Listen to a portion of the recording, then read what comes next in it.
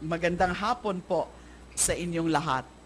First of all, my apologies for being late. Well, this was originally set at 1 o'clock, pero kahapon po, I learned that there's gonna be a committee hearing on the budget of the DOJ at 1 o'clock. I needed to be there because I wanted to express my support for the budget of my previous family, and that is the DOJ family. And kahit nga ganito ho ang nangyayari ngayon, kahit nga ho masakit ang pakiramdam ko o nasasaktan ako na tila baga ginagamit yung DOJ as an institution, prostituting the DOJ as an institution na nagiging weapon sa ongoing, relentless vilification and demolition po sa akin, ay mahal ko pa rin ang DOJ, kaya I'm supporting the budget for the DOJ. That's why I had to be there to express that support. So first of all, I would like to greet Father Aldrin Suan, Father Nonong Fajardo, Father Agustin Advincola, Miss Grace Baral, Mr. Florante Garcia, you are the Adamson University St. Vincent School of Theology, Vincent Ian Community, faculty, students, my dear students, magandang hapon po sa inyong lahat. And I congratulate Adamson for its recent win in the UAAP basketball men against UST. Wow! Maraming salamat po sa inyong lahat. And I know that Adamson is the convener or the one which is spearheaded yung wag kang magnakaw at wag kang papatay movement. Dapat naman, wag kang papatay. And I know that everyone here, every soul in this hall agrees that killing is both immoral and illegal. May dissenter ba dito? None. Because indeed, killing is both immoral and illegal. There cannot be any justification for killing without due process. So definitely, I'd like to express my heartfelt gratitude for being invited to be part of this dialogue on human rights. It's an honor to share with you my thoughts, as this is a very, very close advocacy of mine. It's so close to my heart. That's why I had to initiate that Senate inquiry into the spate of killings, and that is what started all this major, massive demolition campaign against me. Talaga naman pong ikinagagalak ko ang linggong ito. For the past weeks, you couldn't imagine what I was feeling. I was exploding inside. No words can describe exactly what I feel dyan sa mga ginagawa po nila sa akin ngayon. But, nung Wednesday, ay nakasama ko po yung mga grupo ng mga kababaihan, nagkaroon ng CHR Forum on the women's rights, an expression of strong protest, condemnation of the slut-shaming that they have resorted to against the perceived arch-enemy of the highest official of the land.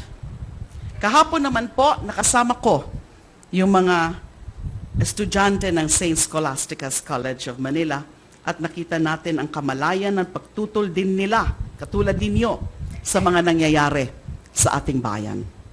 At ngayon naman, narito po ako, kasama kayo para talakayin ang usapin ng karapatang pantao bilang napakahalagang demokrasya. Pansin ko lang, iba talaga ang suporta at sigla ng kabataan. Isama na rin natin ang mga feeling young. I do feel young. Sa tuwing nakakasama ko kayo, lalo kong nadarama. Because akala ko po, nung past few weeks, akala ko po nag-iisa lang ako. Hindi pala po ako nag-iisa. Muli, maraming salamat sa inyo. Marami pong paraan para ilarawan ang kalagayan ng karapatang pantao sa ating bansa sa mga panahong ito. We could describe it first by citing statistics. Is it working already? Halimbawa, ayon sa Philippine National Police,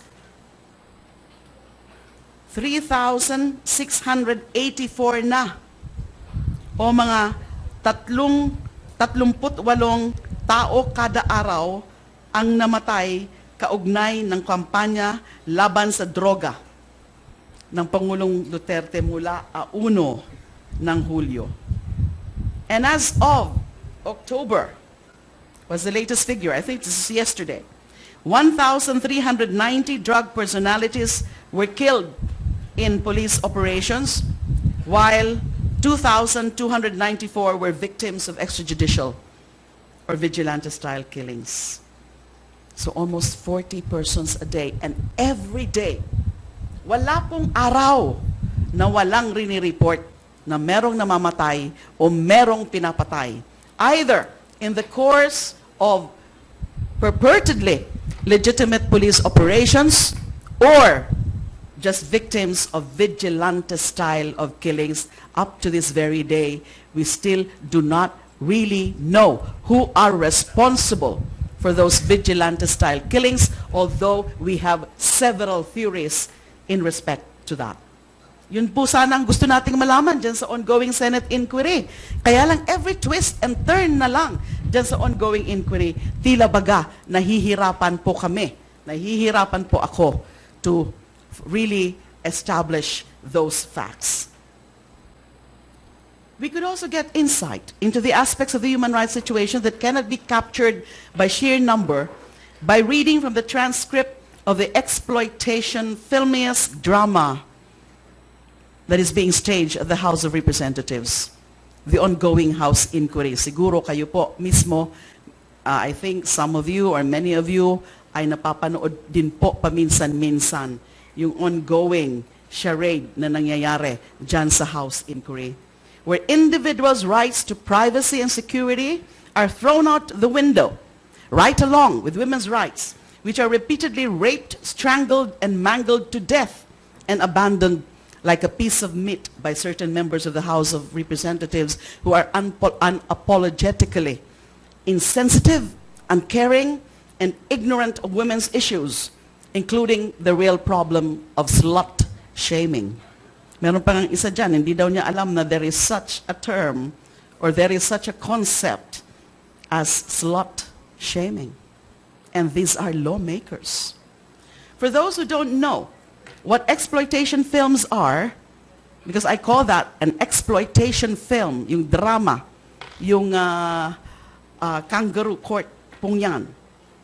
They are films that, quote, attempt to succeed financially by exploiting current trends, niche genres, or lurid content, quote unquote. In other words, the old explicit sex, sensational violence, drug use, nudity, and extremely shocking language and profanity formula. That is the formula being adopted in the ongoing vilification against me. However, whereas most exploitation films usually use graphic sex, violence, and extreme language to substitute for real plot and thought-provoking issues, the kangaroo proceedings in the House of Representatives is much more nefarious and devious.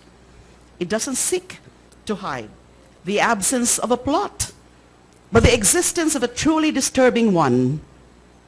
The lengths that a narcissist with ironic, messianic delusions will go through in order to hide the fact that thousands of people have died and more are dying every day, many under suspicious and some even plainly murderous circumstances, just to achieve a very narrow end. The end is personal vendetta. This is the real problem behind the human rights situation in the Philippines. Don't be fooled. The personalities don't matter. Even I, In the greater scheme of things, I don't matter. The issue is much bigger than me. I don't want them to make me larger than life. I only matter because I, as a single female senator, have had the guts to stand true to my vow of protecting and upholding our people's human rights without fear or favor. That's always been my campaign slogan. Justice without fear or favor.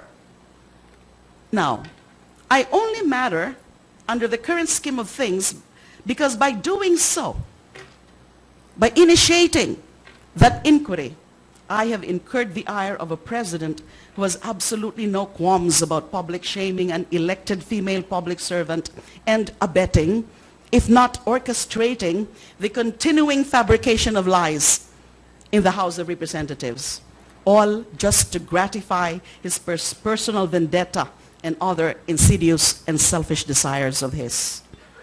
In other words, like Harry Potter, I became the boy who lived, or the chosen one, because Voldemort chose me.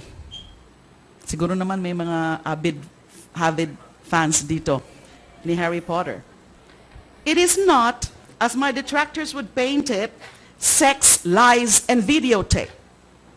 This relentless, vicious, underhanded, malicious, and intentionally destructive campaign being waged against me by the President, all the President's men, and the sinister puppet master or mistress behind all of them is but the ripples on the surface. What do I mean by that? It only hints at the struggle that is happening underneath. They paint it that way to hide the real clash that they don't want people to closely examine. That people's rights and their very lives are being callously forfeited as a means to an end. It is about a largely unquestioned, untested, unexplored, and undebated clash in moral philosophies, or worse, the utter lack thereof. I say that it is largely so because in these halls and in front of this audience of young people, including the audience of dedicated theologians and philosophers, I am sure that it is plenty explored, questioned, tested, and debated. But unfortunately, not out there in the society at large. Not in Facebook, Twitter, and YouTube comment sections. Sa totoo lang, mas marami pa nga sigurong mas malalim na diskurso among 14-year-olds on Tumblr about plot and character analysis in the Harry Potter fandom kaysa sa diskurso tungkol sa nangyayari sa ating bansa sa Facebook.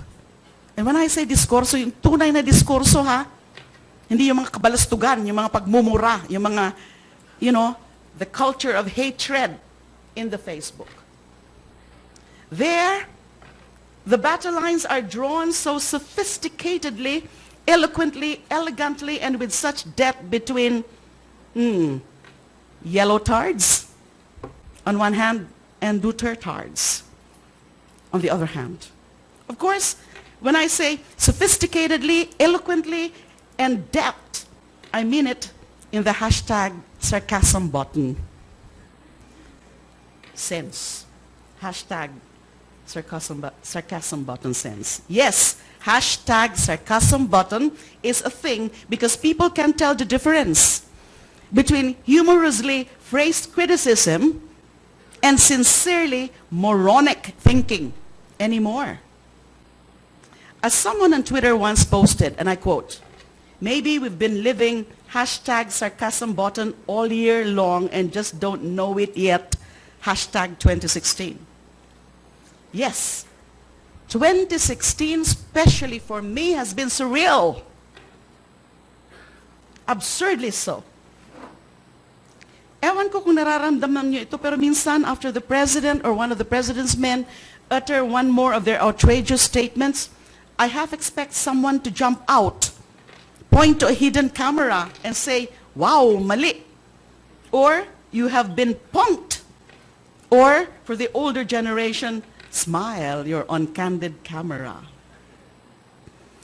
Yan na po ngayon ang surrealism eh. O, minsan naiisip ko, mas may sense kung iisipin, this has been one huge practical joke. Because the alternative is too disturbing. Dahil kung papaniwalaan natin ang ating mahal na Pangulo, nung sinabi niya nung sa SONA siguro yun, human rights is a weapon of mass destruction because it can be used to destroy our nation. Human rights destroying our nation? Saan nanggaling yun? Is this still our planet? I mean, think about this. To him, not only are human rights of secondary importance, if even that, he actually sees it as a hindrance, an inconvenience. Kailan pa naging hindrance? Kailan pa naging inconvenience ang karapatang pantao? Ang Constitution po natin, napakaganda. Tayo po ang meron lang Constitution na ang daming provisions tungkol sa human rights. And we're so proud about that after the 1986 EDSA Revolution. I-compare nyo yan kahit sa US Constitution, kahit sa mga European Constitution, hindi po ganyan ang pagtrato sa human rights. We revere, we value, we cherish human rights. And it's perfectly reflected in our Constitution. Inconvenience daw. Di wow. He is basically saying that he, in all his messianic, or should I say, narcissistic wisdom, only he has the right and the power to brush away all the promises and guarantees made in our Constitution, even though that fundamental document was ratified by the mandate of the Filipino people through an overwhelming 76.3% affirmative votes out of total votes cast, compared to his much flaunted mandate of around 38.5% during the May elections. The mandate of the people on our Constitution or for our Constitution is 76.3%. The Filipino people are idiots daw. He is wise. The best thing we can do is to stop thinking for ourselves. Be silent and meekly follow him blindly to the precipice and beyond. Because he is wise and all-seeing, and we are but ignorant sheep that need his guidance to be divided and led to either salvation or slaughter. Ganun. He, in all his glory, has the right to say who is human and who is not. Para sa mahal na Pangulo, hindi tao ang mga napapatay dahil sila ay mga kriminal. Sila ay mga drug pusher. Sila ay mga drug addict. Kaya sinasabi, how can there be? How can the president daw, one of his subalterns say, how can the president daw be held liable for crimes against humanity? Dahil yung mga kriminal naman daw, yung mga drug addict naman daw, are not part of humanity. Ganun ang sinabi. So, what are they part of? The animal kingdom? Really? Who died and made him king? Well, so far, about 3,400, no, it's no longer 3,400. Yung sinabi ko po kanina, 3,684 people have died without a trial. Again, many under suspicious, if not outright murderous circumstances. Is that the answer? He thinks and acts like he's the king. No, a god. Therefore, he is. What an unfortunate and shameful perversion of one of the most famous lines in all of philosophy, which was meant to help people find the truth and meaning in their existence. In truth, he's affirming the consequent. They are dead, therefore they must have been criminals and hence not human. Besides, the hypocrisy is stomach-churningly apparent. The people they are labeling criminals may very well be innocent, or some of them, yet they are found guilty nonetheless. And by that simple means of labeling, their lives are deemed forfeit. Yet, those who have been judicially adjudged as criminals are now being paraded before the public as the fountain of truth, bolstered by an alleged sex video that these perverted, dirty old men are salivating over. Wow, amazing. Yung mga inaakusahan nila na may plot daw to assassinate the president are now their BFFs. The truth of the matter is we are either being run by wannabe, amateur utilitarians, or immoral persons. Amoral persons. I honestly can't decide which is worse. If it's the former,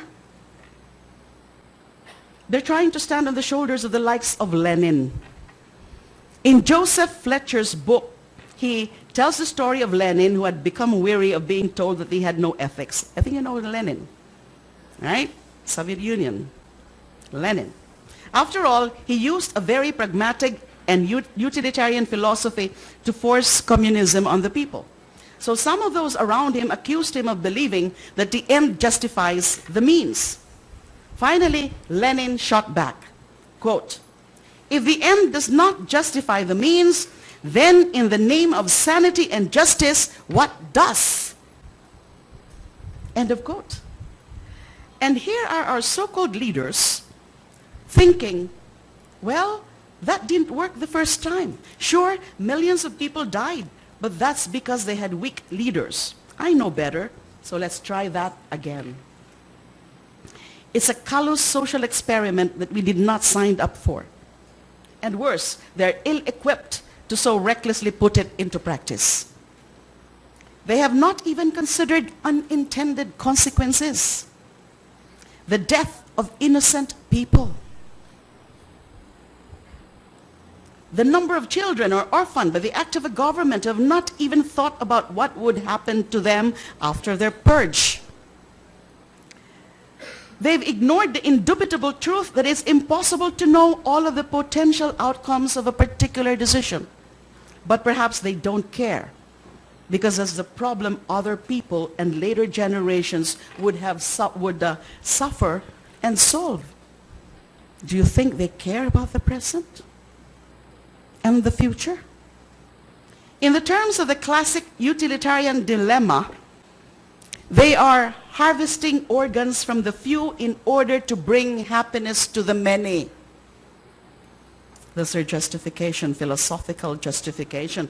They are but a step from suggesting that enslaving a few is acceptable, for it brings greater utility for the greater number. Alam po natin yan, dear professors. In fact, they're already suggesting that the fact that the war on drug is in practice a war that is heavily and disproportionately being waged against the poor. May duda pa ho ba doon? Di ho ba? Halos naman lahat. Yung mga talagang walang kalaban-laban. Powerless, defenseless, poorest of the poor, marginalized, vulnerable, yung mga nasa slums, depressed communities, who are statistically the demographic to which an overwhelming majority of the victims belong, is just a fact we have to deal with. Yun ang kanilang pag-iisip. Really? In which country and which century is that acceptable? As the lyrics to one song goes, I don't know how to sing this, quote, "When you find yourself in a compromising spot, you should know you shouldn't take all that dog food that they make." Per my notes, that's from Eraserheads. Again, the line in the song. When you find yourself in a compromising spot, you should know you shouldn't take all that dog food that they make. It is one thing for fiction like Marvel's Captain America, Civil War. Sino mga fans din dito ng Captain America? To explore the contrast between narcissistic utilitarianism and pure deontological reasoning. It is completely another to trash our Constitution and burn our nation to the ground. On the other hand, if it turns out that we are being led by immoral, sociopathic people, the question becomes, how do you trust people without a moral or social compass? Simple. You can't. You don't. You don't trust. You ought not to trust them. I truly do believe that the so-called leaders, these perverts, misogynists of obsolete thinking, are just praying that the people are too stupid or too preoccupied by sex videos to tell or care about the difference. But this is why I'm so happy to have had this opportunity to speak before you, before this kind of an audience. I have such deep regret for the discipline of philosophy and theology that I actually found it very difficult to restrain myself from turning the speech into a dissertation in defense of Pilosopotasio as the most criminally underappreciated, underexplored, and unheralded key character in Gat Jose Rizal's Noli Me Tangere. Father, di ba? Si Pilosopotasio. Sige na, si Pilosopotasio, siya na tinaguri ang baliw, ulol, at tampulan ng panlilibak ng kanyang mga kababayan dahil di nila matarok ang lalim ng kanyang pag-iisip. Siya ang bayaning kailangan ng bayan. Siya ang Pilipinong nag-iisip, hindi sumusunod lamang sa kumpas ng mga malalakas at may impluensya sa bayan. Siya ang may sariling paninindigan at hindi natitinag kahit siya ay alipustahin ng iba dahil sa kanyang integridad. He is the hero, the kind of hero we need. But the hero we don't deserve if we can't even recognize his wisdom, let alone his worth. Only in the Philippines will the word philosophy or pilosopo be considered derogatory. He is, it's only in the Philippines that is considered derogatory, the word pilosopo. But I call on you to be part of the fight to make Pilosopotasio relevant, to make people see his worth in the current times. Be the voice and faces of reason. Urge people to be awake, to think, to reason, to speak, to fight. A well-meaning supporter once lamented that when a strong woman speaks, she comes off shrill and bossy. We hear a woman say things that actually make sense and force us to think, yet we call it nagging. We hear a woman voice her opinions, it comes off as bitchy. Whereas, when a man speaks with authority, no matter how illogical his reasoning, he comes off as a strong leader. Yes, it's extremely, offensively sexist. Fine. But for the sake, that's one fight women like me would have to deal with. Fine.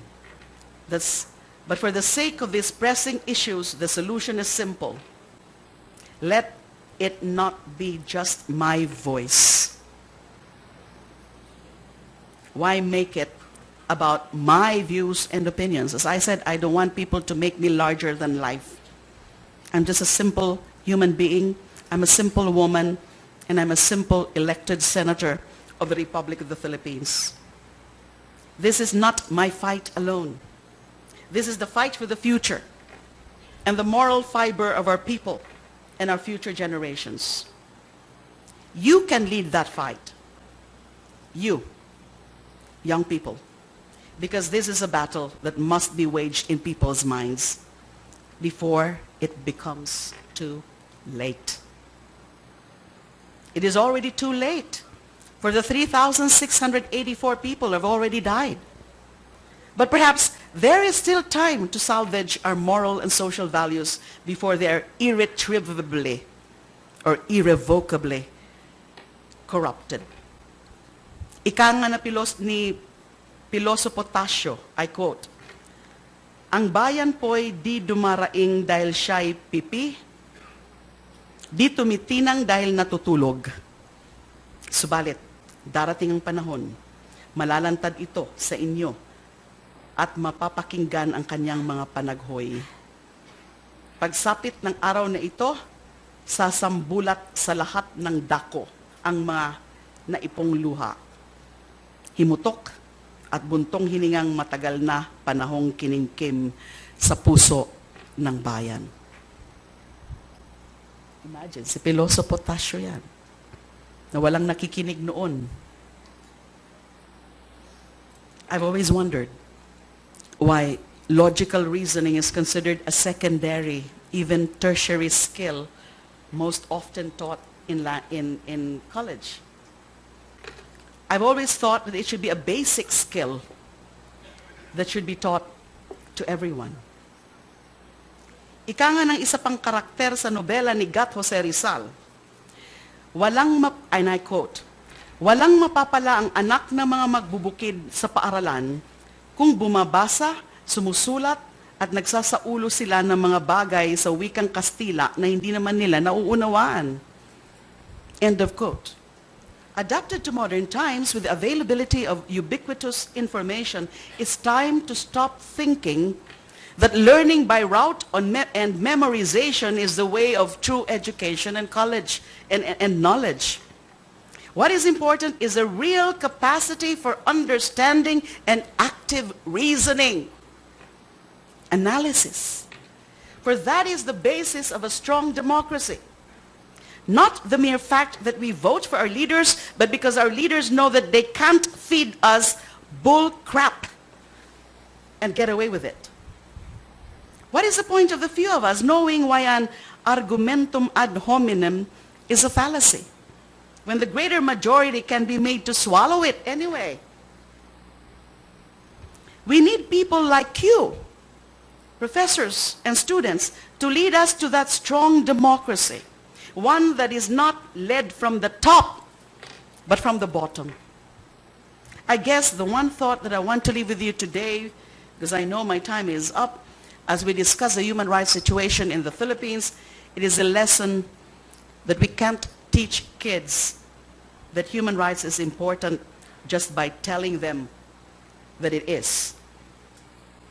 They have to see it for themselves.